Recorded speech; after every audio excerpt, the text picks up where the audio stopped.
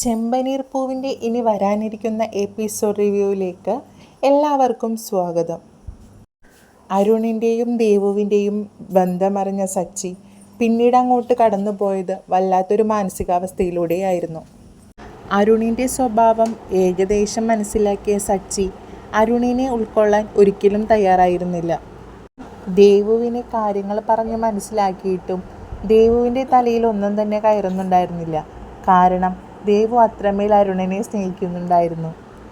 സച്ചി അരുണിൻ്റെ മോശം വശങ്ങൾ മാത്രം കാണുമ്പോൾ ദേവു മനസ്സിലാക്കിയ അരുൺ ഒരു നല്ല മനുഷ്യനായിരുന്നു.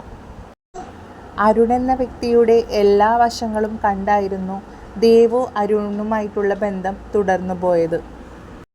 അരുണും സച്ചിയും കണ്ടുമുട്ടുന്നതിന് മുന്നേ തന്നെ ദേവു സച്ചിയേട്ടൻ്റെ എല്ലാ വിവരവും അരുണിനോട് പറഞ്ഞു കൊടുത്തിട്ടുണ്ട്. അതുകൊണ്ട് തന്നെ സച്ചിയെ വലിയ കാര്യമായിരുന്നു അരുണിന്.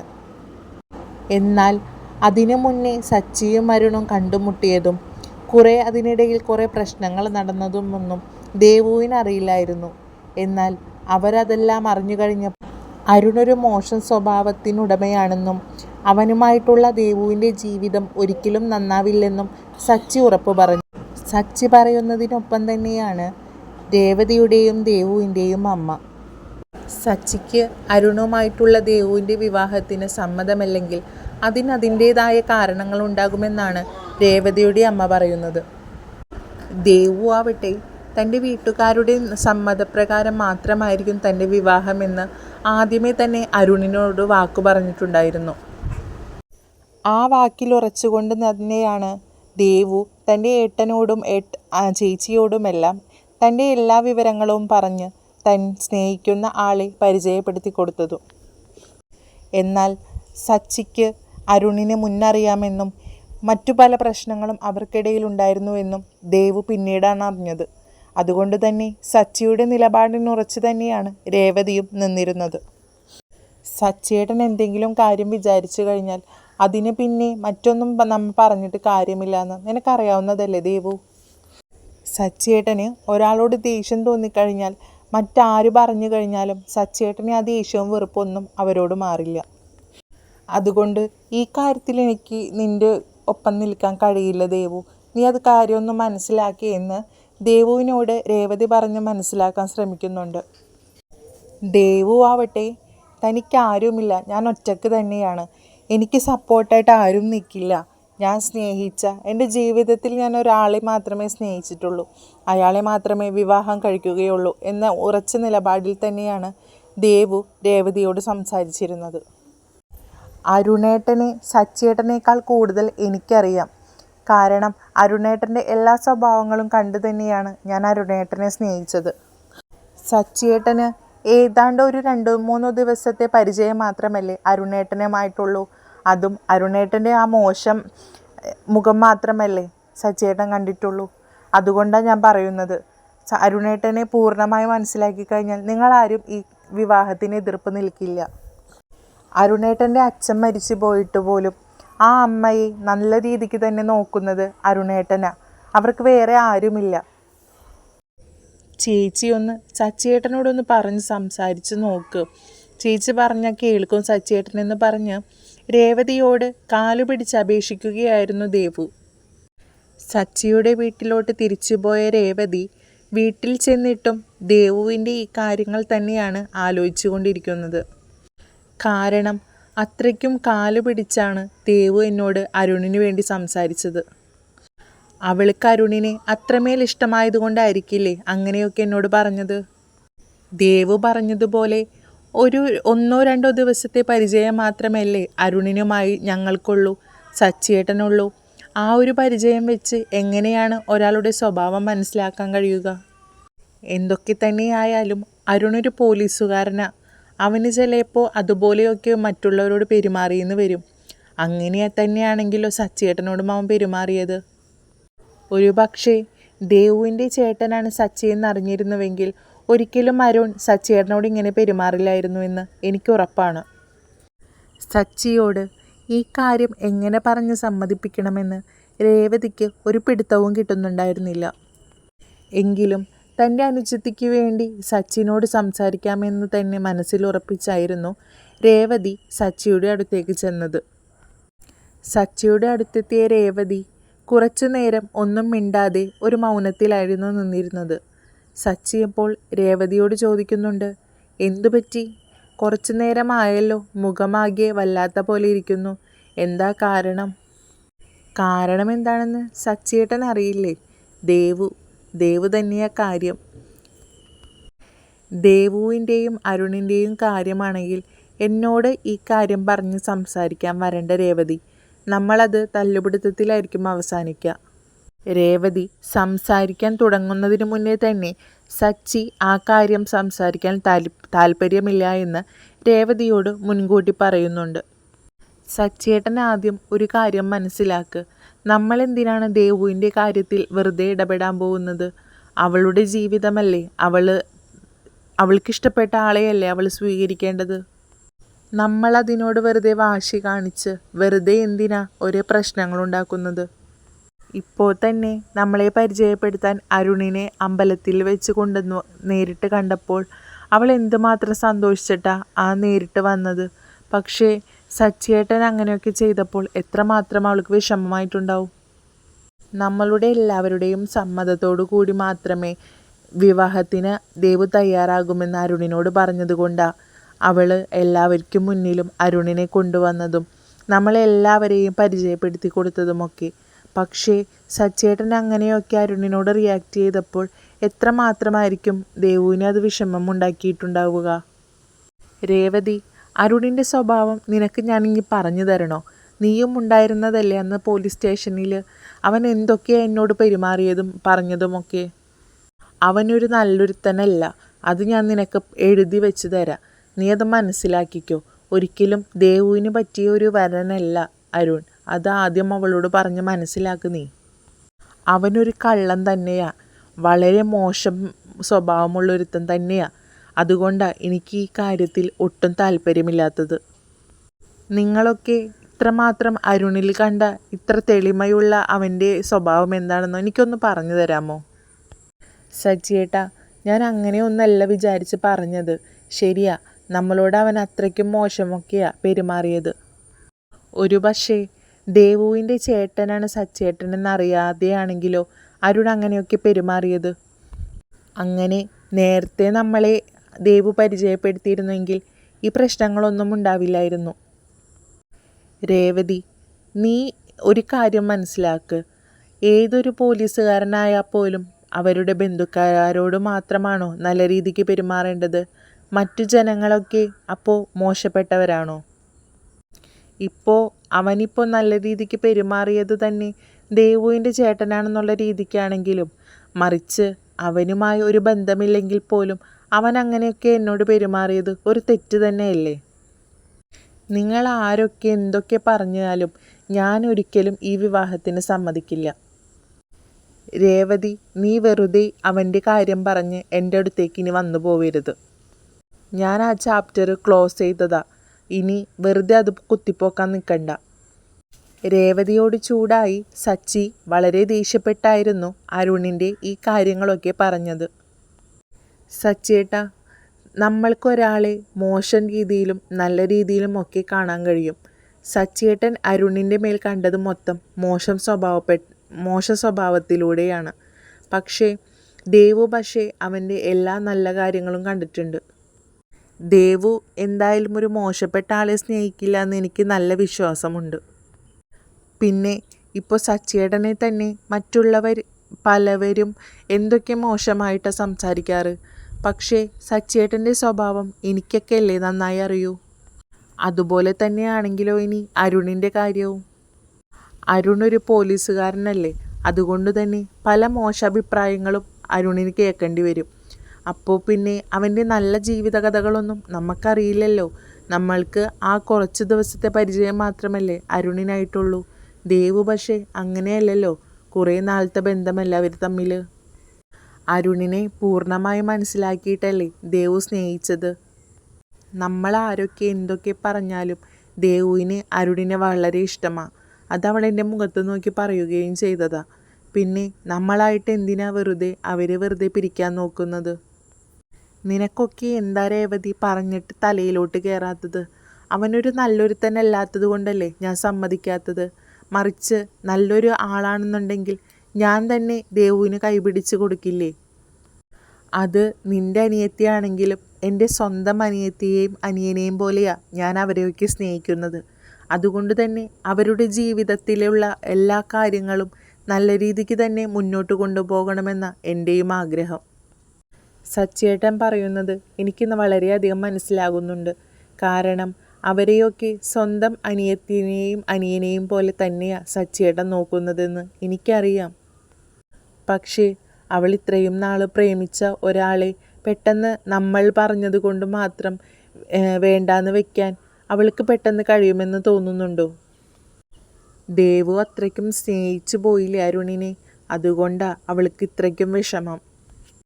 അരുണുമായിട്ടുള്ള ദേവുവിൻ്റെ ഈ ബന്ധത്തിന് സച്ചിയേട്ടന് തീരെ താല്പര്യമില്ലാത്തത് കൊണ്ട് മാത്രമാണ് അവിടെ അമ്മയ്ക്കും ഈ ബന്ധത്തിനോട് താല്പര്യമില്ലാത്തത്. ദേവ് ഇപ്പോൾ വളരെ വിഷമഘട്ടത്തിലാണ് നിൽക്കുന്നത്. അവൾക്ക് ആരുമില്ല എന്നൊക്കെയാണ് പറയുന്നത്. നമ്മൾ വേണ്ടേ അതൊക്കെ കണ്ട് മനസ്സിലാക്കാൻ? സച്ചിയേട്ടനൊരു കാര്യം ചെയ്യണം. അരുണുമായിട്ടൊന്ന് നേരിട്ട് സംസാരിക്കണം. അപ്പോൾ മനസ്സിലാവുമായിരിക്കും എന്താ കാര്യമെന്നൊക്കെ. അതിനുവേണ്ടി സച്ചിയേട്ടനൊന്ന് ഒരു സമയം കണ്ടെത്തണമെന്ന് രേവതി സച്ചിനോട് പറയുന്നുണ്ട്. നിന്നോട് എന്താണ് രേവതി പറഞ്ഞിട്ട് മനസ്സിലാക്കാത്തത്? ആ വൃത്തികെട്ടവനുമായിട്ട് ഞാനൊന്നും സംസാരിക്കാൻ പോകുന്നില്ല. എന്നെ വെറുതെ നിങ്ങളെല്ലാവരും കൂടി വാശി കയറ്റിയിട്ട് ഒരു കാര്യവുമില്ല. ഞാൻ മനസ്സിൽ വിചാരിക്കാതെ ഇതൊന്നും നടക്കുകയുമില്ല. വെറുതെ നീ അരുണിൻ്റെ പേര് പറഞ്ഞിങ്ങാട്ട് നമ്മ തമ്മിൽ തെറ്റാനൊരിട വരുത്തരുത് രേവതി. സച്ചിനോട് ഇനി ഒന്നും പറഞ്ഞിട്ട് കാര്യമില്ല എന്ന് മനസ്സിലാക്കിയ രേവതി കുറച്ച് ദേഷ്യത്തിലും സച്ചിയോട് പല കാര്യങ്ങളും പറഞ്ഞു നോക്കി. കാരണം തൻ്റെ അനിയത്തി വല്ലാതെ വിഷമിക്കുന്നതെന്ന് ആലോചിച്ച് രേവതിക്ക് ഒരു മനസ്സമാധാനവും കിട്ടുന്നുണ്ടായിരുന്നില്ല. കാരണം അവൾ അത്രമേൽ സ്നേഹിച്ച ഒരുത്തനെ സച്ചിയേട്ടൻ പറഞ്ഞതുകൊണ്ട് മാത്രം അവൾ ഉപേക്ഷിക്കുമെന്ന് തോന്നുന്നില്ല. അത് പക്ഷേ സച്ചിയേട്ടനോട് പറഞ്ഞിട്ടാണെങ്കിൽ സച്ചിയേട്ടന് അത് തലയിലും കയറുന്നില്ല. എന്ത് ചെയ്യണമെന്നറിയാത്ത ഒരവസ്ഥയിലായിരുന്നു രേവതി. ഇങ്ങനെ പോയി കഴിഞ്ഞാൽ ശരിയാകില്ലല്ലോ. കാരണം സച്ചിയേട്ടൻ ഒരിക്കലും ഈ ബന്ധത്തിന് തയ്യാറാകുന്നില്ല. അതുകൊണ്ട് തന്നെ അരുണിനെയും ദേവുവിനെയും ഒരുമിച്ച് നിർത്തി സംസാരിക്കാമെന്ന് വിചാരിക്കുകയായിരുന്നു രേവതി. അതിനുവേണ്ടി ദേവുവിനെയും വിളിച്ച് ഒരു ദിവസം നമ്മൾക്ക് നേരിട്ട് സംസാരിക്കാം, നീ അരുണിനെയും കൂട്ടി വരണമെന്ന് പറഞ്ഞപ്പോൾ അങ്ങനെ 3 പേരും തമ്മിൽ കണ്ട് സംസാരിക്കാനായി ഒരു ദിവസം കുറിച്ചു. ഒരു റെസ്റ്റോറൻറ്റിൽ നിന്ന് 3 ആളും കൂടി ഇനി എന്ത് ചെയ്യാമെന്ന് ആലോചിക്കുകയായിരുന്നു. രേവതി അപ്പോൾ അരുണിനോടും ദേവുവിനോടും പറയുന്നുണ്ട്, സച്ചിയേട്ടൻ ഒരിക്കലും ഈ ബന്ധത്തിന് തയ്യാറാകുന്നില്ല. ഞാൻ കുറേ തവണ പറഞ്ഞു നോക്കി, നിങ്ങളായിട്ടൊന്ന് സംസാരിച്ച് നോക്കാൻ പോലും പറഞ്ഞു നോക്കി. പക്ഷേ സച്ചിയേട്ടൻ ഒരടി പോലും വീഴ്ച ചെയ്യുന്നില്ല. അതിൻ്റെ പ്രധാന കാരണം നീ തന്നെയാണ് അരുണേ. കാരണം നിങ്ങൾ അന്നൊരുത്തൻ കാരണമാണ് സച്ചിയേട്ടന് അത്രയും പ്രശ്നമുണ്ടായത്. കാരണം ഒരു തെറ്റും ചെയ്യാതെ സച്ചിയേട്ടനെ ഒരുപാട് വട്ടം കറക്കിയില്ലേ? അതൊക്കെ അദ്ദേഹത്തിൻ്റെ മനസ്സിൽ ഇപ്പോഴും കിടക്കുന്നുണ്ട്. അദ്ദേഹത്തിന് ഒരാളോട് വെറുപ്പും ദേഷ്യവും തോന്നി തുടങ്ങിയാൽ പിന്നെ അത് മാറ്റാൻ വലിയ പാടാ. രേവതി ചേച്ചി, എൻ്റെ ഭാഗത്തെ തെറ്റ് തന്നെയാ, ശരിയാ. പക്ഷേ സച്ചിയേട്ടൻ ഒരിക്കലും എൻ്റെ ദേവുവിൻ്റെ ചേട്ടനാണെന്ന് എനിക്കറിയില്ലായിരുന്നു. ആ സമയത്തെ ആ ഒരു അബദ്ധത്തിന് പറ്റിപ്പോയതാ. അത് ഞാൻ നേരിട്ട് കണ്ട് മാപ്പ് പറഞ്ഞോളാം.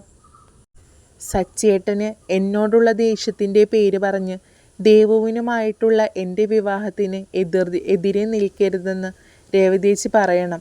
കാരണം ദേവുവിനെ എനിക്ക് അത്രയ്ക്കും ഇഷ്ടമാണ്.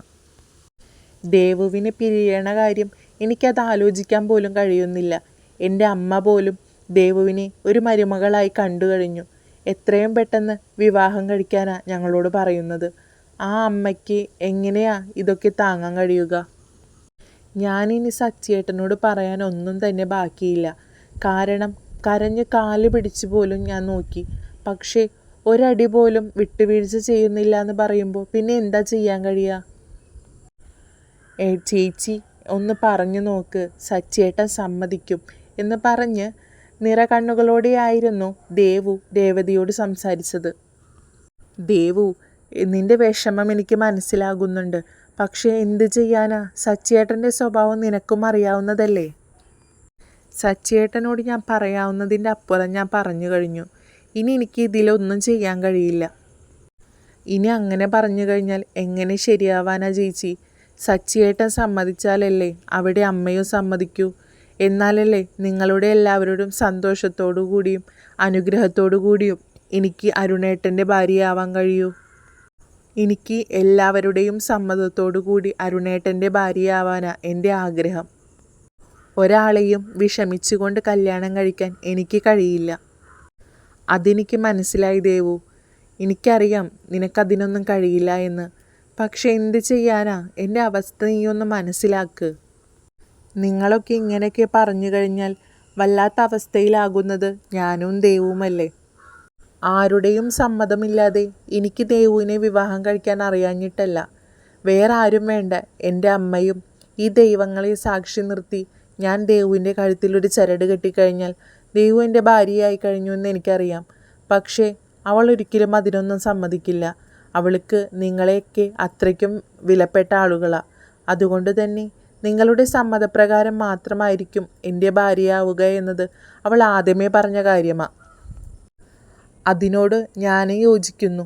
അതുകൊണ്ട് തന്നെയാ നിങ്ങളെല്ലാവരെയും കാണാനും നിങ്ങളോടൊക്കെ അനുഗ്രഹം മേടിക്കാനുമൊക്കെയായി അന്ന് ഞാൻ അമ്പലത്തിലേക്ക് വന്നത്.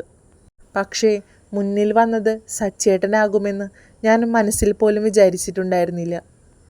അതിൽ പിന്നെ ഞാൻ മാപ്പ് പറഞ്ഞ് ഈ ബന്ധത്തിനോട് എങ്ങനെയെങ്കിലും സമ്മതിപ്പിക്കാമെന്ന് സച്ചേട്ടനോട് സംസാരിക്കാമെന്നൊക്കെ ഞാൻ മനസ്സിൽ വിചാരിച്ച് തന്നെ നടക്കുന്നതാ. പക്ഷേ സച്ചേട്ടൻ അതിനൊന്നും സമ്മതിക്കുന്നില്ല എന്ന് വെച്ചാൽ പിന്നെ എന്ത് ചെയ്യാനാ? സച്ചേട്ടൻ ഇങ്ങനെ വാശി പിടിക്കുന്നത് കൊണ്ട് തന്നെയല്ലേ നിങ്ങളുടെ അമ്മയും ഇങ്ങനെ വാശി പിടിക്കുന്നത്? അതുകൊണ്ടല്ലേ എൻ്റെ അമ്മ വന്ന് ദേവുവിനെ പെണ്ണ് ചോദിച്ചിട്ട് പോലും ആ വീട്ടിലോട്ട് കയറാൻ പോലും സമ്മതിച്ചില്ലല്ലോ. അതൊക്കെ വല്ലാത്ത വിഷമം തന്നെയാണ് എനിക്ക്. അമ്മയെ ഇതേപോലെ ആക്ഷേപിച്ച് വിട്ടതിന് എനിക്ക് ദേഷ്യമുണ്ടാവേണ്ടതല്ലേ. പക്ഷേ എൻ്റെ ഭാഗത്തുനിന്നൊരു തെറ്റ് പറ്റിയത് കൊണ്ടാണ് ഞാനൊന്നും മിണ്ടാത്തത്. ഇനിയിപ്പോൾ ഈ കാര്യത്തിന് രേവതിയേട്ടത്തിക്ക് മാത്രമേ ഞങ്ങളെ സഹായിക്കാൻ കഴിയൂ. അരുണേട്ടൻ പറഞ്ഞത് വളരെ ശരിയാ. ഇനി ചേച്ചിക്ക് മാത്രമേ ഞങ്ങളെ കാര്യത്തിൽ എന്തെങ്കിലുമൊക്കെ ചെയ്യാൻ കഴിയൂ. ഇനി ഇപ്പോഴും സച്ചിയേട്ടൻ പറയുന്നത് പോലെ അരുണേട്ടനെ മറക്കാനാണ് ഇനിയും നിങ്ങളെല്ലാവരും പറയുന്നതെങ്കിൽ ഞാൻ മരിച്ചു കളയും. എനിക്കത് പറ്റില്ല. അരുണേട്ടനായിട്ട് ജീവിക്കാൻ പറ്റില്ല എന്നല്ലേ ഉള്ളൂ. മരിക്കുന്നതിൽ ആരുടെയും സമ്മതം വേണ്ടാലോ. ദേവു പെട്ടെന്ന് മരണത്തിൻ്റെ കാര്യമൊക്കെ പറഞ്ഞത് കേട്ട രേവതിക്ക് വല്ലാതെ ഷോക്കാവുകയാണ്. കാരണം ഇത്രയ്ക്കും മാറിപ്പോയോ ദേവു? അരുണിന് വേണ്ടി തൻ്റെ ജീവൻ പോലും കളയാൻ തയ്യാറായ ദേവുവിനോട് ഇനി എന്തൊക്കെ പറഞ്ഞിട്ട് എന്ത് കാര്യമെന്നാണ് രേവതി ആലോചിക്കുന്നത്. സച്ചേട്ടൻ ഇതിനോട് ഇപ്പോഴും തയ്യാറാകുന്നില്ല. ഞാൻ പറഞ്ഞു നോക്കിയിട്ടും എന്നെ കടിച്ചു കീറാൻ വരിക. ഇപ്പോൾ ദേവുവിന് വേറെ നല്ല ആലോചനകൾ നോക്കാമെന്ന സച്ചേട്ടൻ പറയുന്നത്. ഞാൻ ഒരിക്കലും അതിനൊന്നും തയ്യാറാകില്ല ചേച്ചി. ഞാനൊരു കാര്യം പറഞ്ഞത് ഓർമ്മയുണ്ടല്ലോ. എനിക്ക് അരുണേട്ടനെ കല്യാണം കഴിച്ചാൽ മതി. മറ്റാരെ കൊണ്ടുവന്ന് വന്നാലും ഞാൻ അതിന് തയ്യാറാകില്ല. ഞാനൊരു വിവാഹം കഴിക്കുന്നുണ്ടെങ്കിൽ അത് അരുണേട്ടനെ മാത്രമാണ്. ഇനി ഈ കാര്യത്തിൽ ഇനിയൊന്നും ആരും പറഞ്ഞു വരണ്ട എന്ന് പറഞ്ഞുകൊണ്ട് രേവതിയുടെ മുന്നിൽ നിന്ന് ദേഷ്യപ്പെട്ട് ദേവു അവിടെ നിന്ന് പോകാൻ നോക്കുന്നുണ്ട്. ദേവുവിൻ്റെ കൈ പിടിച്ച് അരുൺ പറയുന്നുണ്ട്, നീ എന്തൊക്കെ ഈ പറയുന്നത്? വെറുതെ എന്തിനാ ഇങ്ങനെയൊക്കെ ആവശ്യമില്ലാത്ത കാര്യങ്ങൾ പറയുന്നത്? നിന്നെ അങ്ങനെ മരിക്കാൻ വിടുമെന്ന് തോന്നുന്നുണ്ടോ നിനക്ക്? ദേവു, നിനക്ക് വേണ്ടി ആരുടെ കാല് പിടിക്കാനും ഞാൻ തയ്യാറാ. അത് സച്ചേട്ടനാണെങ്കിൽ പോലും. കാരണം നിന്നെ ഞാൻ ഒരിക്കലും ആർക്കും വിട്ടുകൊടുക്കില്ല. ഞാനൊരു പെണ്ണിൻ്റെ കഴുത്തിൽ താലി കെട്ടുന്നുണ്ടെങ്കിൽ അത് നിൻ്റെ കഴുത്തിൽ മാത്രമായിരിക്കും. അത് എൻ്റെ പ്രതിജ്ഞ തന്നെയാണ്. പക്ഷേ രേവതിയേച്ചി പറയുന്നത് അരുണേട്ടനും കേട്ടതല്ലേ? സച്ചേട്ടൻ എനിക്ക് വേറെ വിവാഹബന്ധത്തിന് ആലോചിക്കുകയാണ്. നമ്മുടെ കാര്യത്തിന് ഇപ്പോഴും സമ്മതിക്കില്ല എന്നാണ് പറയുന്നത്. ഇതൊക്കെ കേൾക്കുമ്പോൾ എങ്ങനെയാ ദേഷ്യം വരാതിരിക്കുക? സച്ചിയേട്ടനെ ഞാൻ എൻ്റെ സ്വന്തം ചേട്ടനെ പോലെയാണ് കണ്ട് സ്നേഹിച്ചത്. പക്ഷേ സച്ചിയേട്ടൻ അതിന് ഒരു തരി പോലും എന്നോട് സ്നേഹമില്ലെന്ന് ആലോചിക്കുമ്പോൾ ആ വിഷമം. അല്ലെങ്കിൽ പിന്നെ എൻ്റെ ഇഷ്ടത്തിന് ഏട്ടൻ കൂട്ടു നിൽക്കേണ്ടതല്ലേ. പിന്നെ അരുണേട്ടനാണെങ്കിൽ പോലും നേരിട്ട് സംസാരിച്ച് എല്ലാ കാര്യങ്ങളും ഒത്തുതീർപ്പാക്കാമെന്നൊക്കെ പറഞ്ഞിട്ടും ഇങ്ങനെയൊക്കെയല്ലേ സച്ചിയേട്ടൻ പറയുന്നത്. അപ്പോൾ പിന്നെ ഇനി എങ്ങനെയാ ശരിയാവുക?